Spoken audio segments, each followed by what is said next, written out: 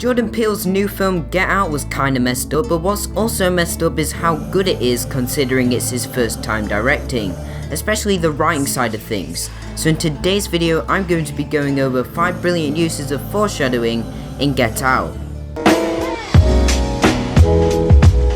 The first bit of foreshadowing I want to talk about comes from the conversation between Chris and Rose about how Rose's parents might react to her interracial relationship.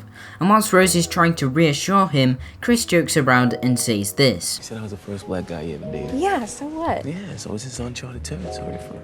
You know, I don't want to get chased off the lawn with a shotgun. And to our surprise, this actually comes true, as when Chris is trying to escape from their house after he learns why he's there, he gets chased out of the house not by Rose's family, but by her instead. The second scene that shows foreshadowing is during the part where they are hit by a deer and Rose complains about Chris showing his license to the officer when he didn't do anything wrong. I asked to see his ID. Yeah, why? That doesn't make any sense. You don't have to give him your ID because you haven't done anything wrong. At first we think she's doing this because she's sticking up for him, however we later find out that it's so the police don't have any evidence to lead them back to Chris when he's being supposedly tortured by her family. This moment also hints at Rose being in on the plot, which is revealed at the end of the film. Where are those keys, Rose? You know I can't give you the keys, right, babe? Coming in at number 3, we have the conversation between Chris and Jeremy, where Jeremy is talking to Chris about fighting and explains it's like chess, as you have to be 3 steps ahead. Strength doesn't matter, right? It's all about this. It's a strategic game, like chess. It's all about being 2, 3, 4 moves ahead. This moment hints at the fight between the two of them later, where this happens.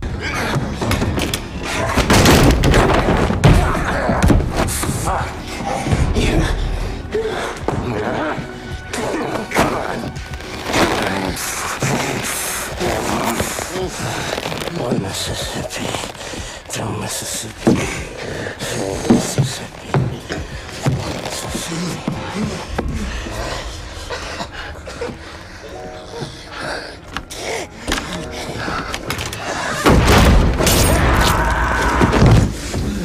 Notice how every time Chris reaches for the door, Jeremy is always there to kick it shut, and to our surprise he notices this and becomes a step ahead of Jeremy.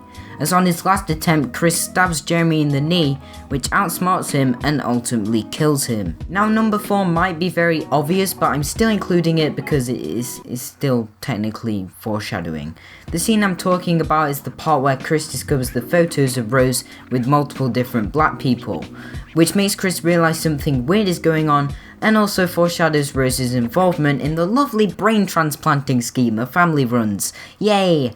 Brain transplanting. Come and get your brain transplant. Yeah.